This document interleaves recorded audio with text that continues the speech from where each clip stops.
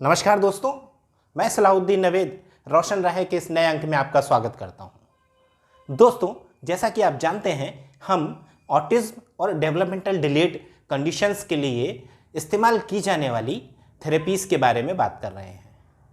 पहले अंक में हमने बात की थी पेरेंटल ट्रेनिंग प्रोग्राम की। दूसरे अंक में हमने बात की थी साइको एजुकेशन थेरेपी के बारे में। आज हम बात करेंगे सेंसरी इंटीग्रेशन थेरेपी के बारे में। सेंसरी इंटीग्रेशन थेरेपी क्या होती है, क्यों होती है और इसके क्या फ़ायदे हैं, आज हम इसके बारे में संक्षिप्त में जानेंगे। तो आइए देखते हैं सेंसरी इंटीग्रेशन थेरेपी। दोस्तों, अगर आपने अब तक हमारे चैनल को सब्सक्राइब नहीं किया है तो कृपया सब्सक्राइब करें, लाइक करें और शेयर करें। सेंसरी इंटीग्रेशन थेरेपी में दो शब्द मुख्य हैं, एक सेंसरी और दूसरा इंटीग्रेशन। सेंसरी को अगर हम हिंदी में या आसान भाषा में समझें तो हम ये देखेंगे कि सेंस यानी ज्ञानेंद्रियां, हमारी जो ज्ञानेंद्रियां हैं, ज्ञानेंद्रियां यानी आँख, कान,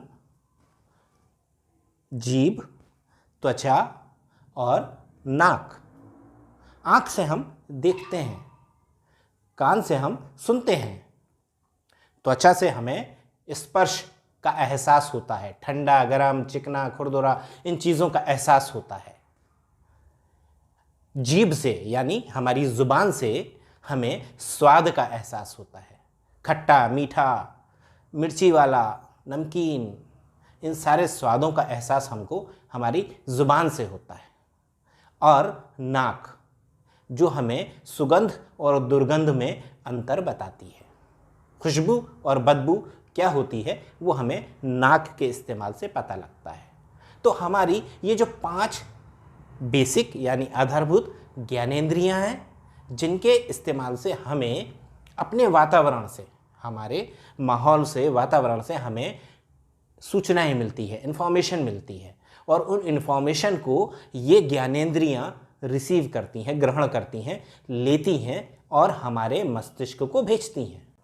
दोस्तों, हम जानते हैं कि हमारी ज्ञानेंद्रियां क्या काम करती हैं और कैसे काम करती हैं। अब यहाँ पर हम ये देखें कि ऑटिज्म या कोई भी डेवलपमेंटल डिसऑर्डर में अगर ये ज्ञानेंद्रियां जैसा इनको काम करना चाहिए नहीं करती हैं तो क्या होगा। हम यहाँ पर एक उदाहरण देकर पहले ये स्पष्ट करेंगे कि सामान्य तौर पर ज्ञानेंद्रियां या हमारे सेंस ऑर्गन कैसे काम करते हैं।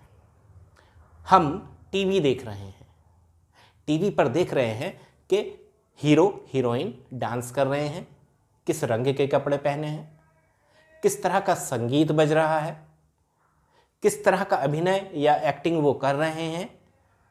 ये सारी चीज़ें हम एक साथ देख रहे हैं, सुन रहे हैं, और हमारा ब्रेन, हमारा मस्तिष्क, हमारा दिमाग उसको एक साथ ले रहा है, समझ रहा है, उसका प्रोसेस कर रहा है और उसका मज़ा ले रहा है।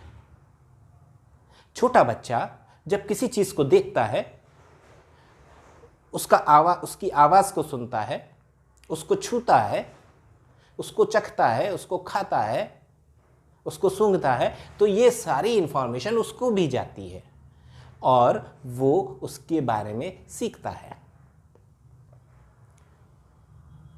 नींबू पहली बार वो चखता है तो ऐसा मुंह बनाता है, क्यों? क्योंकि वो स्वाद, वो खट्टापन उसको अजीब लगता है, क्योंकि पहली बार उसने चखा है। तो ये ज्ञान या ये नॉलेज उसको उसकी जीभ ने दिया और मस्तिष्क ने उस नॉलेज को स्टोर किया भविष्य के लिए। अब अगली बार अगर हम उसको नींबू दिखाकर ये पूछें कि क्या तुम इसको खाओगे, तो शायद मना कर देगा। क्यों? क्योंकि उसके दिमाग ने उस चीज़ को अच्छा नहीं पाया, तो वो मना कर देगा, नहीं, नहीं चाहिए।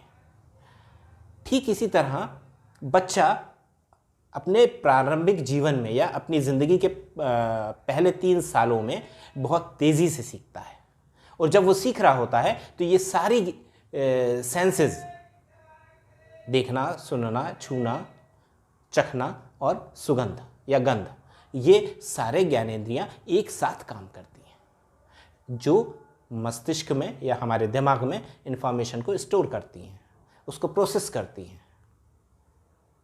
और बच्चे का कॉग्निटिव डेवलपमेंट होता है, उसका संज्ञानात्मक विकास होता है। अब हम ये देखते हैं कि अगर बच्चे को ऑटिज्म या कोई भी ज्ञानेंद्रिय से संबंधित विकार है या डेवलपमेंटल डिसऑर्डर है कोई और, तो क्या होगा।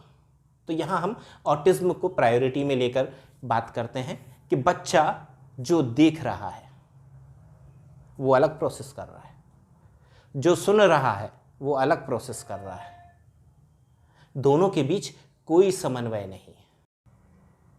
छूना, चखना, खुशबू लेना, इनका इस्तेमाल बहुत कम होता है, और यही वजह होती है कि वो एक ही तरह का खाना खाता है, एक ही तरह के कपड़े पहनना पसंद करता है, एक ही तरह से काम करना पसंद करता है, उसमें वो परिवर्तन पसंद नहीं करता। क्यों?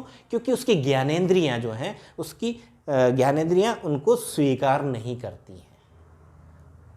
अब यहाँ पर उसका मस्तिष्क, उसकी ज्ञानेंद्रियां जब उसको स्वीकार नहीं करती हैं तो वो रिजेक्ट कर देता है, मना कर देता है कि मुझे ये नहीं खाना, मुझे ये नहीं पहनना, मुझे वहाँ नहीं जाना, मुझे ये नहीं करना।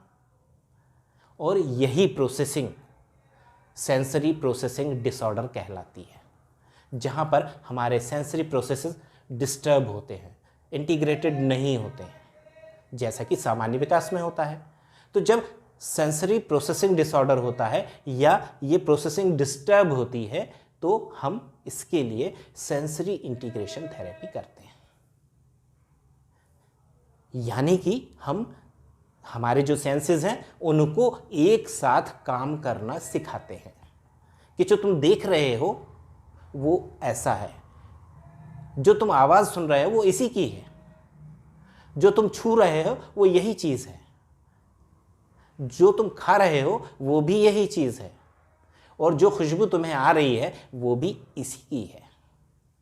अब यहाँ एक उदाहरण देखते हैं कि मान लीजिए बच्चे को हम आम खिला रहे हैं। आम कैसा दिखता है? पीला या लाल या हरा, अलग अलग प्रजाति के आधार पर। उसका आकार कैसा होता है? मूलतः ओवल या अंडाकार। छूने में कैसा होता है? चिकना सा। खुशबू कैसी होती है? मीठी सी या खट्टी सी। स्वाद कैसा होगा? खट्टा या मीठा, जैसा उसकी पकने की दशा होगी उस हिसाब से वो मीठा या खट्टा होगा।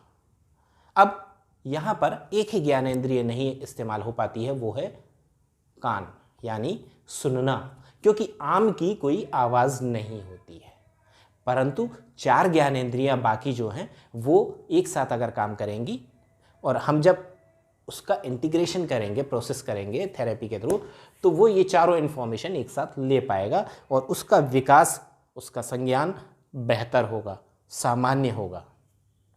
ठीक उसी प्रकार कोई ऐसा उदाहरण हो सकता है जिसमें हम स्वाद ना ले पाएं परंतु देख पाएं, सुन पाएं, छू पाएं। स्वाद और सुगंध हम उसको ना ले पाएं, जैसे बच्चे का कोई खिलौना। सेंसरी इंटीग्रेशन थेरेपी ऐसे ही एक्टिविटीज़ के माध्यम से इनकी प्रोसेसिंग को सुधारता है।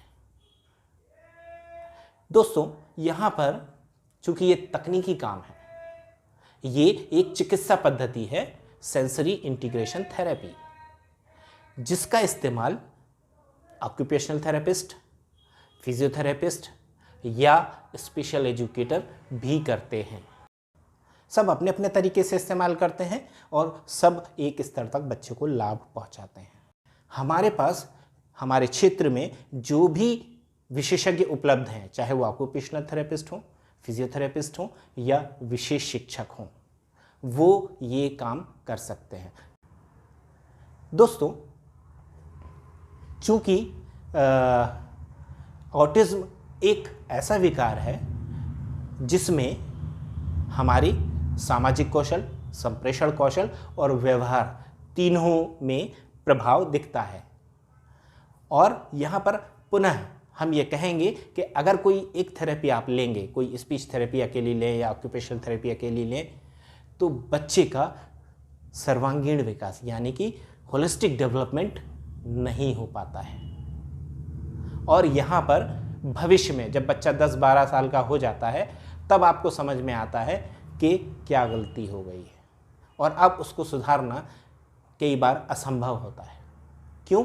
क्योंकि विकासात्मक समय जा चुका है और अब बच्चा उन चीज़ों को सीख नहीं पाता है। तो यहाँ पर सिर्फ प्रबंधन बचता है, मैनेजमेंट बचता है जो हम कर सकते हैं।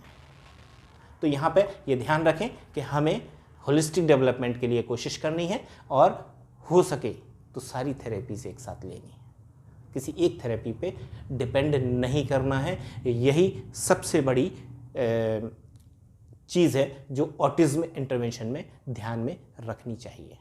दोस्तों, आज हमने सेंसरी इंटीग्रेशन थेरेपी के बारे में जाना।